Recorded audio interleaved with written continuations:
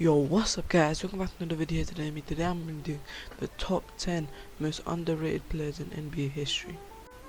Now to start off the list, I'm going to do Karl Malone.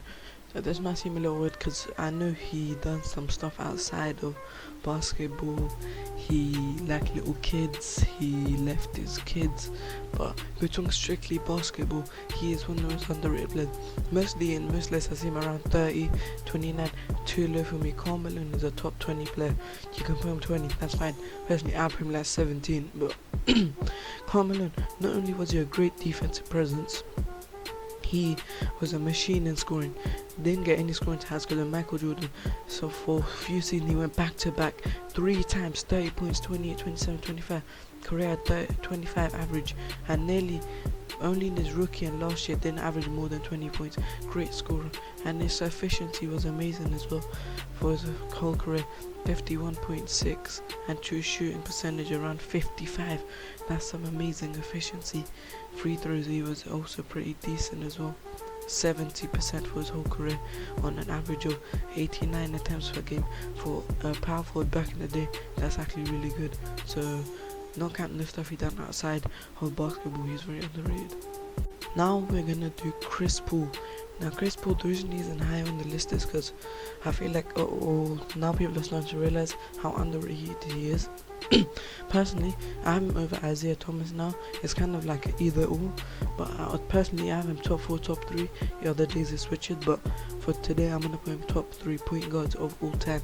Him, Magic and Steph are definitely top 3 of all time, but not definitely, but Isaiah could slip into the conversation. But the reason why he's so underrated is the way he leads teams. I think everyone's seen this already. By every team he's been on, he's led them by more wins than the season they did before, dramatically. Last season, let me put this in perspective. Last season, the Suns weren't even making the playoffs. They were around 12th, and he led them to the 2nd seed in the West, 2nd seed in the whole league. And even to Houston, he led them to the Western Conference. He didn't lead them, but he done a great job. I think that was a very underrated run by him. People calling him washed and bad. Like even at the age of nearly 36, he is showing how good he is. Put up great numbers. Has 4 assist champions, 6-time steal champ, and for his career, he's put a decent number for his scoring as well. Great efficiency as well. So that's why I have him here. Now at third, I have Hakeem Olajuwon. Now, the thing with Hakeem is the same thing with Chris Paul. A lot of people are starting to realize how underrated he is, and that he should be higher. So, like, in my top 10 greatest centers of all time, I had him 2nd. Now I changed that. Now he's 3rd for me because I realized I did put Kareem too low on the list. I did do a deep kind of dive in his career because somebody in my comment section said he was too low. So I said sure, I'll check it out, and yeah, I do think I put him a little low, so I will change that. But I'm thinking about taking that video and editing it. But the reason why it's so underrated is in the 2 years I think that was one of the best primes of all time, top 5 primes of all time, and he's so versatile on defense and in general. Top 5 in every statistical category. In the playoffs I used that stat a lot, but he has steals, blocks, the rebounds and points, except assists. But he's a big man. Even for a big man, he put nearly 3 assists. That's a really impressive. Even in all-time numbers, I know people say all-time numbers don't prove much, but longevity they do. He had really great longevity, but I personally think he's not high on this list because people are starting to realize. I still take Shaq over him. I stick by that, but now let's move on. Now at number 2 we have Scottie Pippen. Now I've always been a big fan of Scottie Pippen, so I don't like when people disrespect him. Obviously he's not good as these other players on this list. I agree, he's probably out of all these players last, but I've seen some ranking where he lists 39, 40. No, Scottie Pippen in my opinion is top 30 player all time, around 25 for me. Because if you think about it, I'm not going to use the playoff argument for Jordan because I know he had no help, and when Scottie came around they didn't get things together. But the season where Scottie was out with a knee injury or he was going to rehab, Jordan struggled. They were around 8th in the playoffs. I mean not 8th, but 8th in the standings. When Scottie came back, they fully went back up.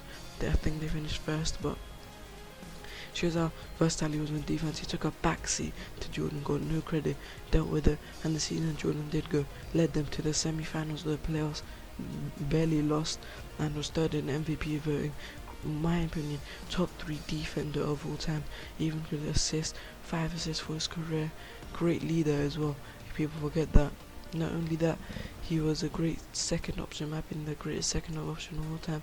People need to realize basketball not one-dimensional game, and people need to take the back seat. Sometimes there's never gonna be like champion, like who doesn't have a second player.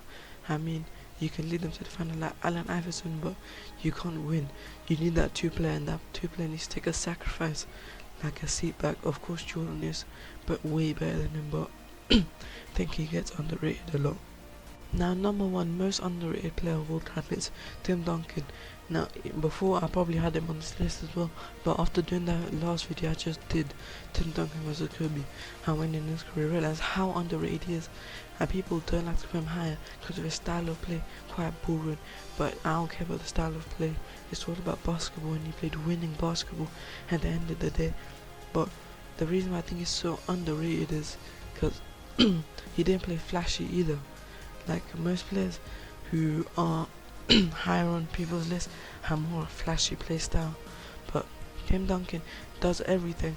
He passes the ball decent amount for a power forward / center, has decent scoring, pretty great scoring, and defense elite. I think in that top 10 defenders list I could him a little low. In my opinion, I think he could have gone higher. He gets disrespected too often. In my opinion, he's top 6, 7. I see some lists where they put him 9th, but I think Tim Duncan is one of the most disrespected players of all time. And of course, he also went against LeBron in the playoffs, so a lot of LeBron fanboys aren't gonna like him. And he also played for Spurs. His whole team wasn't that flashy. Due to that, if his team was a bit more flashy, I feel like he would be more known. Doesn't use social media, barely promotes himself, so recent fans don't even know a lot about him. So that's gonna do it for today's video. Comment, like, subscribe, and comment what should you do next.